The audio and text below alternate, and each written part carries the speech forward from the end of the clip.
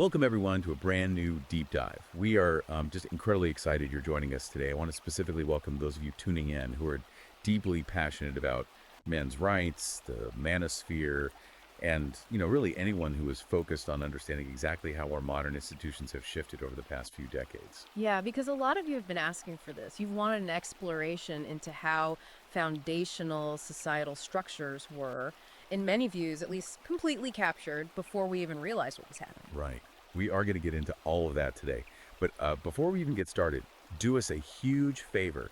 Take a second right now to like and subscribe to the deep dive so you never miss out on these extensive long-form analyses. It really helps us keep bringing you these deep explorations. Absolutely. So today we are reviewing a massive, highly provocative new ebook.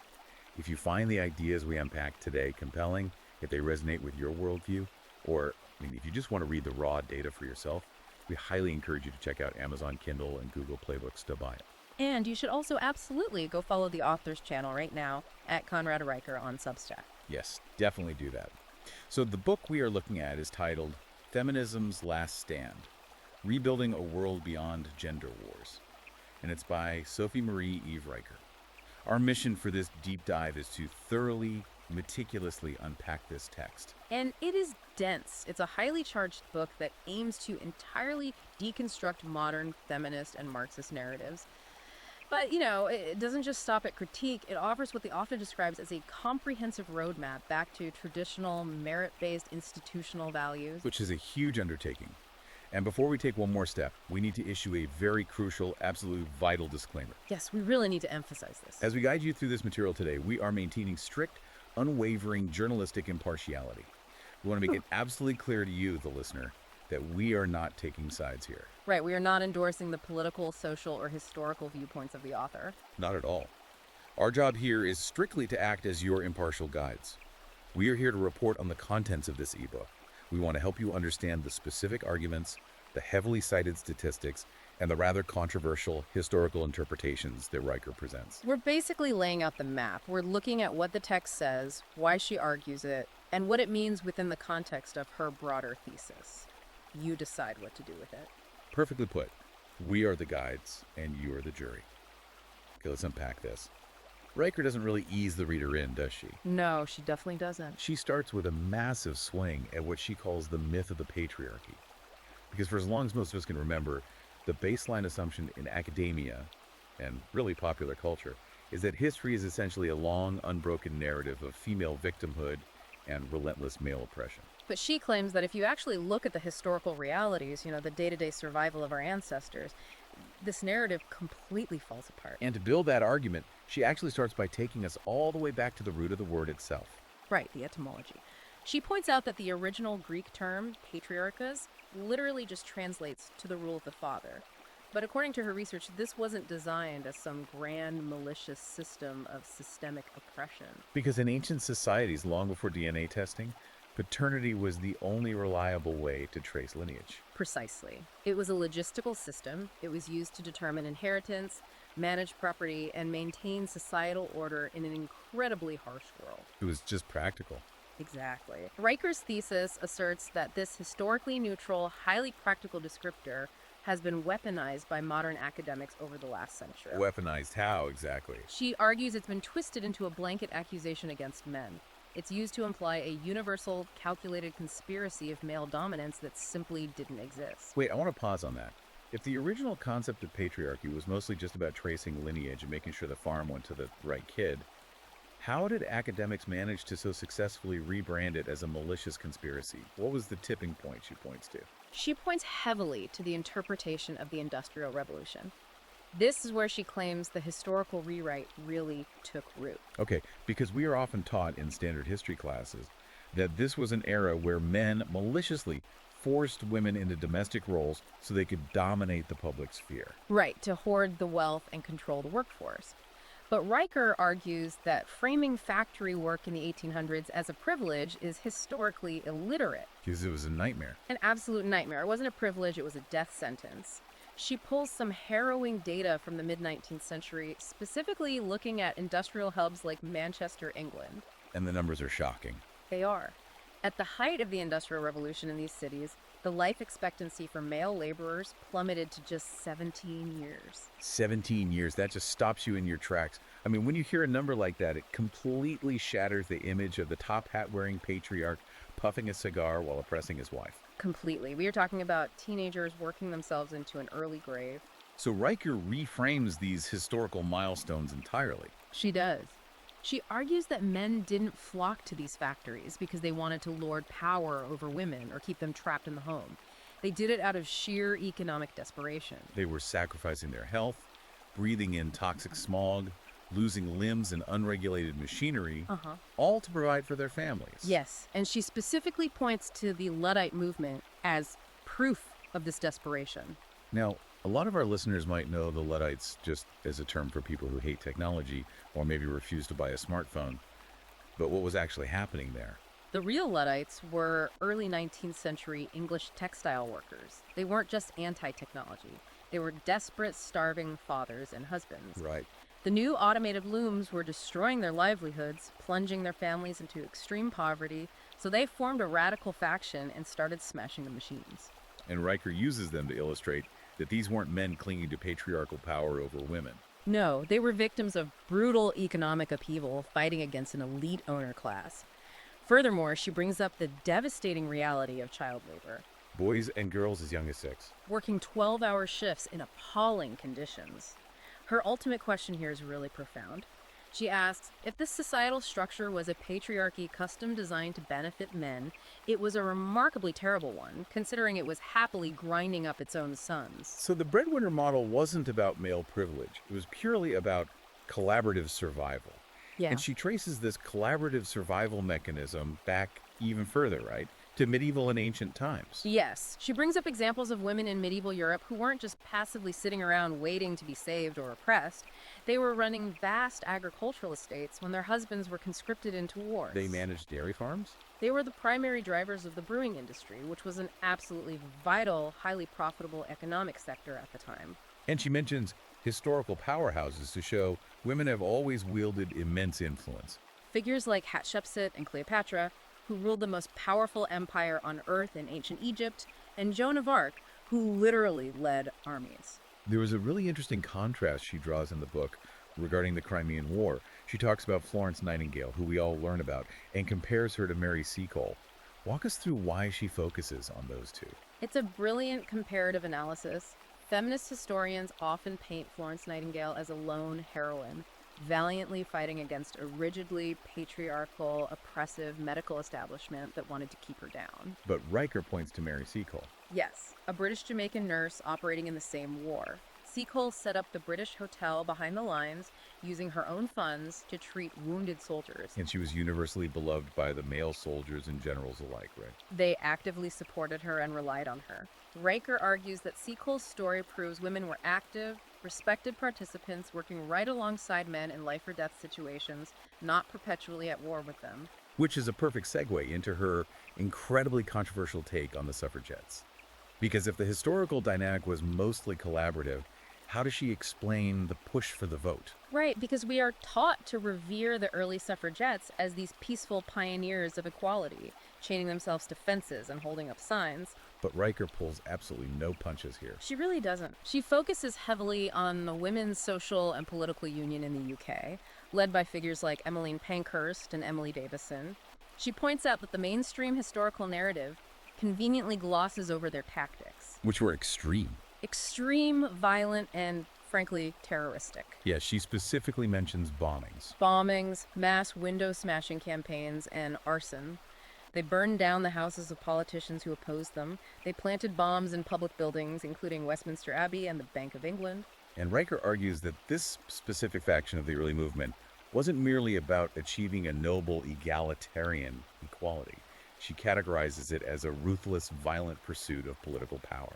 Exactly. So we have to ask you, listening to this right now, how does the history you were taught in school compare to this perspective? It's a great question. Riker is asking us to look at our ancestors not as oppressors and victims, but as partners forced to make incredibly difficult, often lethal choices just to survive. It's a jarring contrast to the modern narrative. It is. And that idea of male disposability, the idea that men historically took on the lethal burdens for the sake of the family actually provides the perfect context for her next major claim. Yes, she argues that this historical disposability hasn't disappeared, it's just been modernized. Which brings us to what she calls the silent crisis of modern men and the concurrent demonization of masculinity. I was reading her section on what she terms the death gap, and the numbers she pulled just stopped me in my tracks. The data is undeniably heavy. Now, a lot of our listeners are already well aware of the flaws in the wage gap narrative, which we'll get to later. But the death gap is something you almost never hear discussed in mainstream media. Can you walk us through what she found? The statistics she aggregates are sobering. According to the data she presents, a staggering 93% of all workplace fatalities are men. Let that sink in. 93%. Men are 13 times more likely to die on the job than women. She argues that the entire infrastructure of our modern, comfortable world, the roads, the power grids, the skyscrapers, the sanitation systems, was built and is currently maintained on the disposable lives of men. She brings up some massive historical engineering feats to illustrate this, right? Like the Panama Canal. Yes. She references the construction of the Panama Canal, where over 5,000 lives were lost.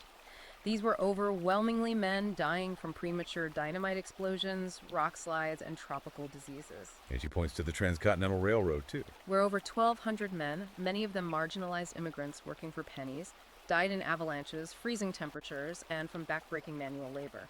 And her broader point here isn't just to give a history lesson on infrastructure. She's pointing out a massive hypocrisy in the modern discourse. Exactly. She asks, if we live in a society built to privilege men above all else, where exactly is the privilege in being the disposable sex? Where is the systemic advantage in being expected to shoulder the absolute most dangerous, life-threatening work, to die in the mud, just so society can function comfortably? It raises a deeply uncomfortable question about how society subconsciously values male life. And she argues that this disposability seamlessly transitions into her analysis of the modern suicide epidemic. This part is incredibly grim. The data in the book shows that men account for nearly 80% of all suicides in the United States. 80%. And globally. When you look at the global numbers, that equates to over 800,000 men taking their own lives every single year. 800,000 men. A year! That is a staggering loss of life. That's a mid-sized city disappearing from the globe annually. It is a catastrophic crisis, and Riker argues that it is largely ignored or at least heavily downplayed in mainstream gender discourse because it fundamentally contradicts the prevailing narrative of universal male privilege. You can't simultaneously argue that men hold all the cards and have all the structural advantages while ignoring the fact that they are opting out of existence at 4 times the rate of women. Precisely. To explain the psychological toll driving these numbers, she introduces this concept of the double bind. Explain how she sees modern men being trapped by this. The double bind is a psychological trap created by conflicting cultural expectations. On one hand, modern society, heavily influenced by feminist narratives, constantly tells men they need to change. They are told to open up emotionally, to be vulnerable, to cry more, and to shed their historical stoicism.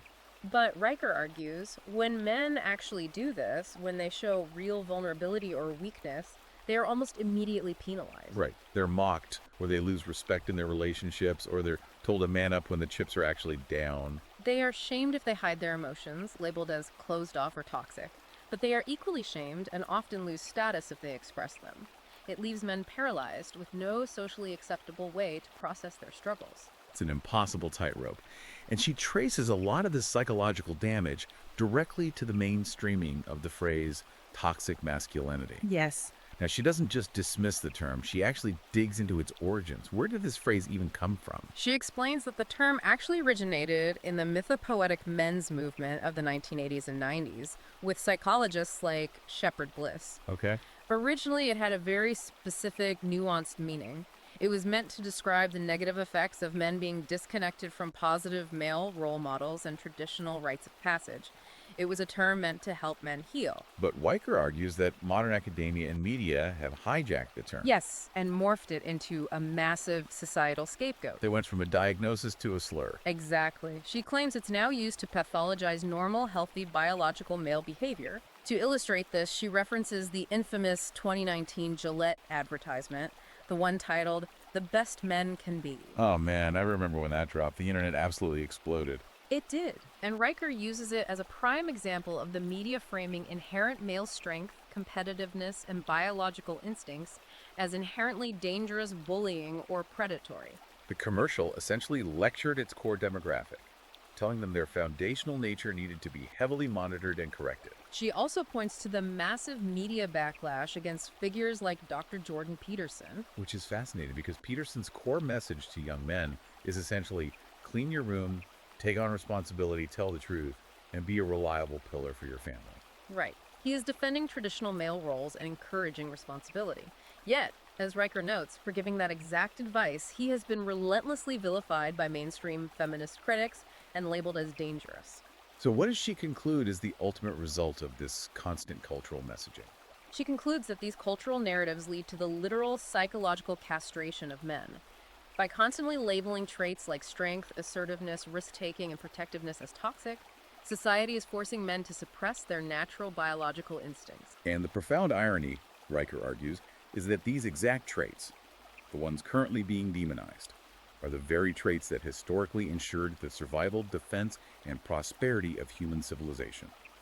When you tell an entire generation of boys that their core nature is harmful, it inevitably leads to the alienation, depression, and high suicide rates we are currently seeing. It is, in her view, a systemic dismantling of male identity.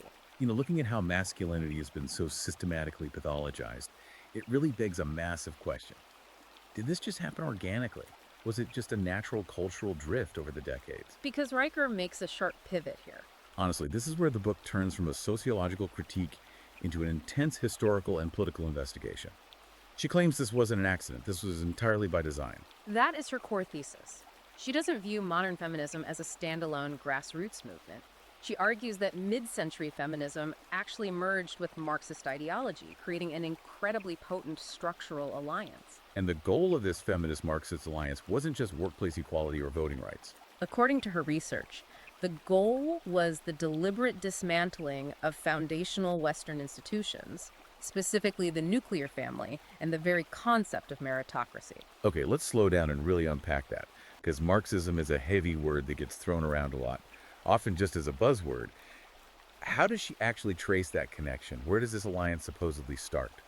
She takes us all the way back to 1917, right into the heart of the Bolshevik Revolution in Russia. She focuses on a highly influential figure named Alexandra Kollontai. Kollontai was a Marxist revolutionary and became the first female Soviet commissar, correct? Yes, she was instrumental in shaping early Soviet social policy. And what was her specific vision for women and the family? Kollontai pushed aggressively for state-run childcare, easy access to abortion, and the complete end of traditional marriage. She marketed this to the public as ultimate liberation from the drudgery of family life. But Riker argues that taking children away from their mothers and handing them over to massive state-run nurseries didn't liberate women at all. It enslaved them to the state. It deliberately destroyed maternal bonds and the protective bubble of the family, turning women into mere cogs in a massive Marxist industrial machine. The state became the husband, the provider, and the father. So the goal was to eliminate the family. So the citizens' primary loyalty was only to the state. But how did that early Soviet experiment migrate to the modern West? Riker traces that migration through the Frankfurt School. This was a group of Marxist intellectuals who fled Germany in the 1930s and eventually set up shop at Columbia University in New York. And they realized that traditional Marxist economic theory, the worker uprising against a factory owner, wasn't working in America. Right, because the American middle class was too prosperous. So they shifted tactics. They blended Marxist theory with cultural and psychological critique. Okay, let me see if I'm tracking. Instead of dividing people by class and wealth, they started dividing people by culture, race, and gender. Exactly. And the key figure Riker points to here is Herbert Marcuse. Marcuse promoted a highly influential theory called repressive tolerance. Let's do a quick breakdown on repressive tolerance, because it sounds like an oxymoron.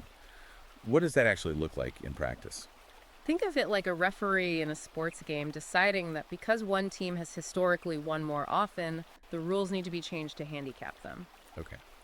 Marquise essentially argued that true tolerance requires suppressing the free speech of the dominant group, which he deemed conservative or traditional voices, while simultaneously giving unlimited freedom and amplification to radical subversive voices. He argued that allowing equal free speech for everyone was actually repressive because it allowed the status quo to maintain its power. Wow. So it's the intellectual justification for censorship. It's saying, to make things fair, we have to silence you. Precisely. And Riker argues this is the exact playbook modern feminism and institutional HR departments use to silence dissenting voices today. Furthermore, Marquise explicitly wrote that to achieve true socialist liberation, the patriarchal nuclear family had to be destroyed because the family naturally teaches hierarchy, tradition, and inherited values. And Riker states that modern feminism adopted this Marxist goal wholesale.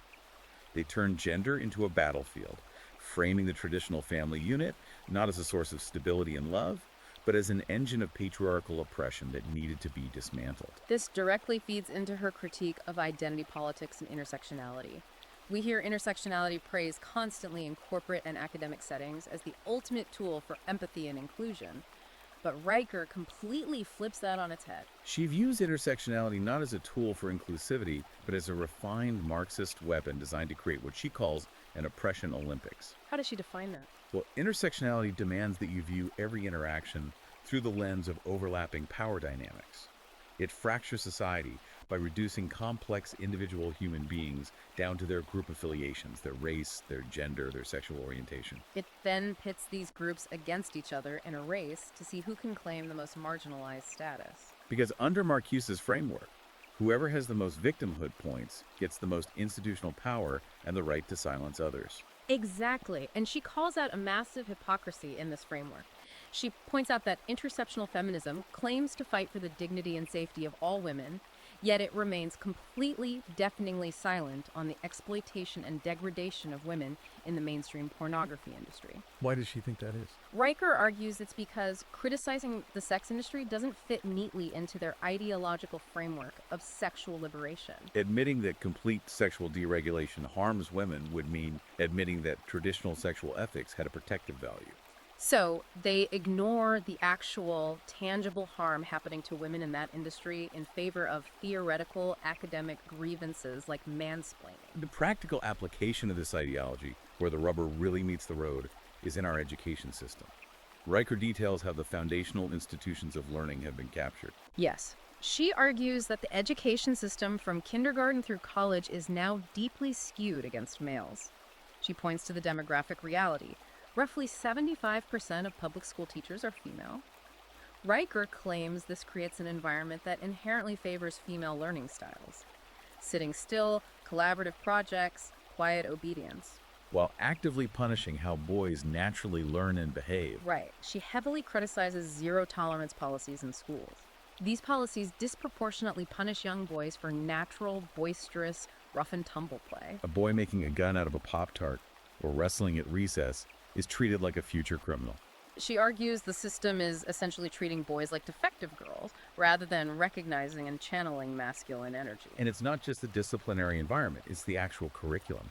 She brings up how history itself is being taught now. She cites a fascinating 2021 analysis of modern history textbooks. The analysis claims that up to 70% of newer textbooks artificially exaggerate female historical contributions while deliberately minimizing or entirely erasing foundational male historical figures. It's a retroactive attempt to balance the historical ledger to fit modern diversity goals. She even calls out the Ivy League. She notes Harvard University's recent gender-based admissions policies in STEM fields. She argues that these institutions are prioritizing female applicants simply to meet ideological diversity quotas, even if the male candidates have objectively superior test scores and qualifications. Which brings us to her chilling warning about the long-term consequences of all of this. What happens when you abandon meritocracy? Right. If you are flying on a plane or having open heart surgery, you don't care about the surgeon's intersectional victimhood score. You want the most competent person on the planet. Exactly. Riker warns that when a society stops rewarding hard work, competence, and objective ability, and instead rewards identity-based quotas and grievance, that society is destined for structural stagnation and eventual collapse. You cannot maintain a first world infrastructure with third world competence standards. She also notes the irony that lowering standards to accommodate one group actually devalues the genuine achievements of the women who truly excelled on their own merit, because there will always be a lingering doubt about how they got there. That theme of victimhood being institutional rewarded leads us directly into Riker's exploration of what she calls the victimhood economy media bias, and the terrifying rise of false accusations. The core of this section is a severe systemic critique of the hashtag #MeToo movement and the cultural mandate to believe all women. Riker acknowledges that the initial spark of hashtag #MeToo exposing genuine, powerful abusers like Harvey Weinstein had noble intentions. But she argues it rapidly, almost immediately, devolved into a modern-day witch hunt. It shifted from listen to women to a cultural mandate, where accusations alone, regardless of evidence, are treated as absolute, unquestionable proof. Then she analyzes several high-profile cases to illustrate how quickly the media and corporate structures will fold to a mob. Can you walk us through the examples she uses? She starts with the Brett Kavanaugh Supreme Court confirmation hearings. Regardless of one's politics, Riker uses this as a prime example of the media and public opinion explicitly trading legal fairness for a political narrative. She argues the media prioritized unverified, decades-old claims over objective evidence and due process, willing to ruin a man's life to secure a political victory. She also brings up the comedian Aziz Ansari, which was a real turning point for a lot of people regarding the overreach of hashtag #MeToo. Yes, Ansari's career was severely damaged by an anonymous article detailing an encounter that, by the accuser's own admission, was consensual, but simply a bad date where she didn't communicate her discomfort. Riker uses this to show how the definition of abuse was maliciously expanded to include any male behavior a woman retroactively regretted. She also highlights James Damore, the Google engineer. He was summarily fired, not for harassment, but simply for writing an internal memo that cited peer-reviewed biological differences as a possible explanation for why men and women make different career choices in tech. Riker argues these cases prove that the media and corporate America are perfectly willing to offer up men as sacrificial lambs just to appease the feminist mob and avoid PR nightmares. But the most terrifying aspect she covers isn't the celebrity cases, it's what is happening to everyday young men on college campuses. This is where she details the rise of campus tribunals under Title IX. She highlights a specific, deeply disturbing case of a student referred to as John Doe at the University of Southern California. Walk us through what happened to him, because the complete lack of due process is staggering. Under Title IX rules, which were heavily shaped by feminist lobbying during the Obama administration, this student was accused of misconduct regarding a consensual encounter. He was subjected to a campus tribunal that stripped away every foundational legal right. He was denied the right to cross-examine his accuser. He was denied access to the evidence against him. He wasn't allowed to have a lawyer speak on his behalf. He was essentially presumed guilty and expelled, ruining his academic and professional future. Riker uses this to illustrate how the believe all women mantra hasn't just changed culture. It has completely dismantled the foundational legal principle of Western jurisprudence: innocent until proven guilty. And she makes a really brilliant, if highly controversial, psychological point here. She argues that believe all women doesn't empower women at all. It actually infantilizes them. How so? Because by demanding the society assume women are utterly incapable of lying, exaggerating, holding a grudge, or using false accusations for leverage, society is stripping women of their complex human agency. It's treating them like pure, fragile children who can do no wrong, rather than as capable adults who possess the same capacity for malice and manipulation as men do. That is a profound observation. And she points out that this bias is supercharged by the blatant double standards on social media. She looks at how algorithms and moderation teams handle misandry versus misogyny. The examples she pulls are wild. She points out that hashtags like kill men and men are trash regularly trend on platforms like Twitter and TikTok, and they receive zero pushback from trust and safety teams. In fact, mainstream media often writes think pieces defending these hashtags as harmless venting, punching up, or satire. But the very moment a male-led critique of feminist overreach gains any traction, it is immediately algorithmically suppressed, demonetized, or outright banned as dangerous hate speech. She provides very specific examples in the influencer space to prove this disparity. She contrasts the complete career destruction of male influencer Shane Dawson over his past offensive, edgy comedy controversies with the continued, highly lucrative success of female influencer Trisha Paytas. Paytas has a history arguably just as problematic, if not more so, yet she faces minimal institutional backlash and retains her platforms and sponsorships. Riker also dissects the Karen meme, which is fascinating. It is. She notes that it is completely culturally acceptable, even encouraged, to mock, vilify, and record entitled obnoxious women using the Karen label. It's a societal mechanism for policing bad female behavior. But any equivalent term aimed at policing toxic female behavior in dating or marriage is heavily scrutinized. labeled as misogynistic and banned from major platforms. Riker attributes this entirely to what she calls the matriarchal media. And matriarchal media. She points out a staggering demographic statistic that explains a lot of this. Currently, over 60% of all journalism graduates entering the workforce are women. She argues this massive demographic shift has fundamentally changed the tone, priorities, and worldview of modern newsrooms. It has created a monolithic echo chamber that hyper-prioritizes female perspectives, validates feminist grievances, and actively silences male struggles. She points to massive editorial shifts, like the New York Times' 1619 Project, which she claims is indicative of a media apparatus that pushes a relentless, overarching narrative of historical victimhood rather than objective reporting. And it's not just the news, it bleeds heavily into entertainment. Raker notes that if you turn on almost any modern sitcom over the last 20 years, think Modern Family, The Simpsons, Family Guy, or countless commercials, the dad is almost universally portrayed as a bumbling, emotionally stunted, incompetent fool. Meanwhile, the wife is the hyper-competent, smart, capable one, rolling her eyes and holding the family together. It's a relentless drip, drip, drip of cultural programming designed to systematically lower the social status of fathers and men in general. This cultural programming and the ideological capture of our institutions leads directly into the tangible, devastating economic realities discussed in the next phase of the book. The war on the family, economics, and the abortion debate. Riker shifts from cultural critique to examining the actual financial and familial fallout of these policies. And she pinpoints a very specific historical moment where she claims the structural destruction of the family began. The year is 1969. What happened?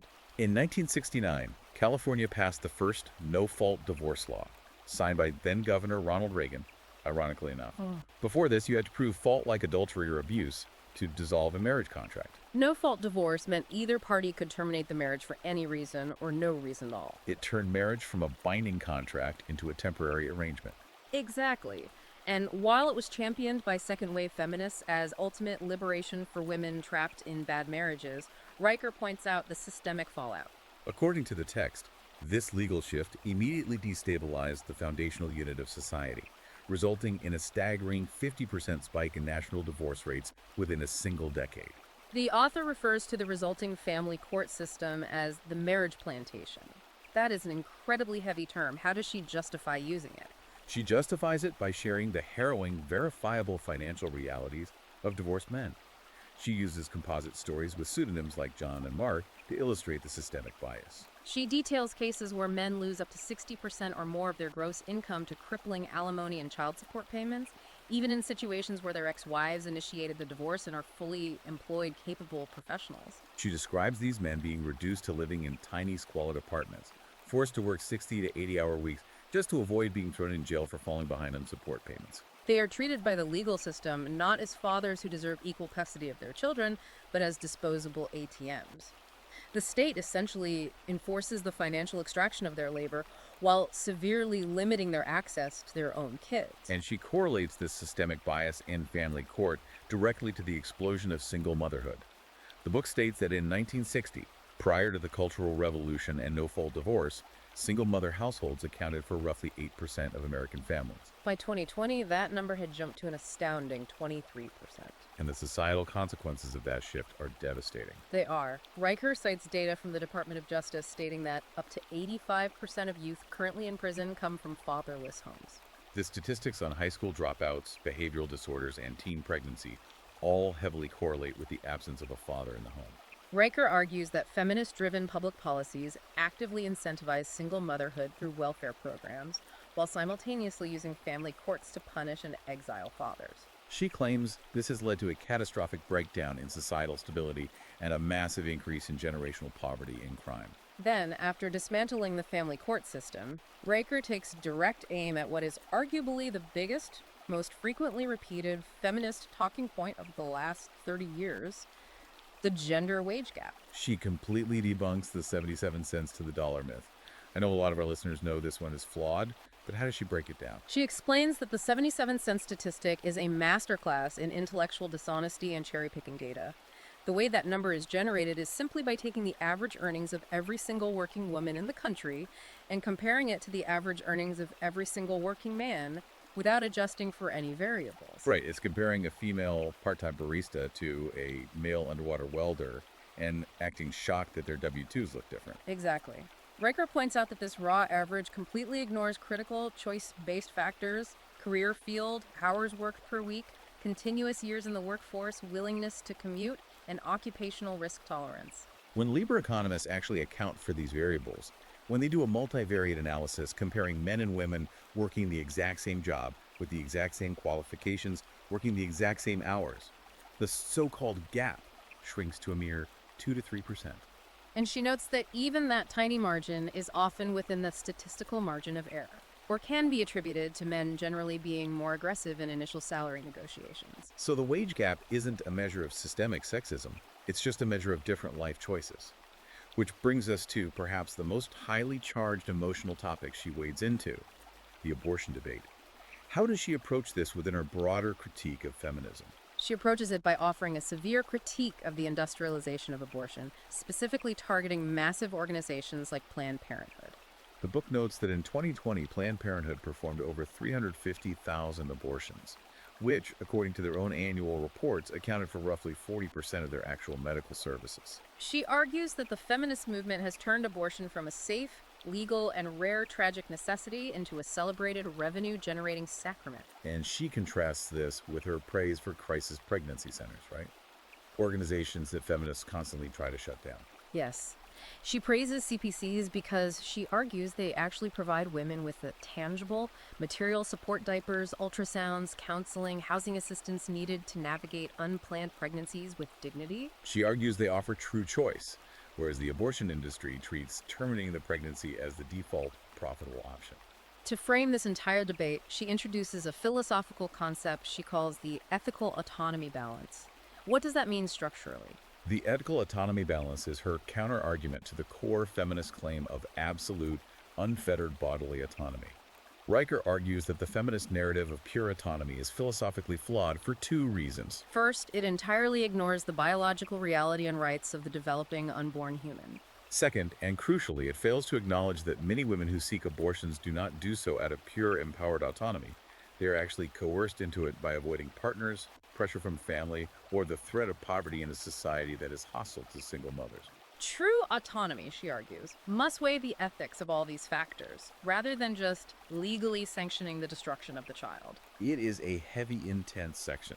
So taking all of this in, we ask you to reflect on this for a moment. Look around at the economic policies, the structure of the family courts, and the cultural narratives dominating your own community. How are they actively impacting the men in your life? Are they being supported and valued, or are they being treated as disposable utilities to be extracted from? These are deep, structural, institutional issues. It can feel overwhelming. But Riker doesn't just leave her readers with a bleak diagnosis of a dying culture. She dedicates the final portion of the book to offering tangible antidotes. She focuses heavily on humor, religion, and the ultimate necessity of returning to biological reality. The core question here is, how do we push back against a cultural hegemony that controls the media, the schools, and the courts? And her first proposed antidote is honestly brilliant in its simplicity. It's comedy. She views stand-up comedy as a vital, high-stakes form of cultural resistance against the stifling, puritanical norms enforced by woke ideologies. Humor is incredibly powerful because you cannot force someone to laugh, and you cannot easily argue against a joke that exposes a fundamental truth. Riker highlights several comedians who have drawn lines in the sand and flat out refuse to bow to cancel culture. Oh, she brings up some of the heavyweights. She specifically talks about Bill Burr's infamous 2020 Saturday Night Live monologue. Burr essentially took a sledgehammer to feminist sacred cows on live television. He joked about how white women essentially hijacked the civil rights movement, claiming to be terribly oppressed while historically sitting in the front of the bus and controlling their husbands through guilt and passive aggression. The nervous laughter in the studio was palpable. She also praises Dave Chappelle for his unapologetic stand-up specials. Chappelle has faced immense backlash, employee walkouts at Netflix, and media campaigns labeling him transphobic or misogynistic. But he refuses to apologize or back down. Riker argues that his refusal to submit exposes the incredible fragility of an ideology that requires absolute compliance and crumbles the moment it is mocked. She brings up Andrew Schultz as well. Schultz uses what she calls anti-woke logic. He hilariously points out the glaring absurdities of modern feminism, like women claiming systemic oppression while simultaneously benefiting from massive systemic privileges like alimony, preferential hiring, and lower prison sentences. And she mentions Shane Gillis, who was fired from SNL before he even started over a podcast joke. But he doubled down, went independent, built a massive audience of young men, and eventually forced SNL to beg him to come back and host.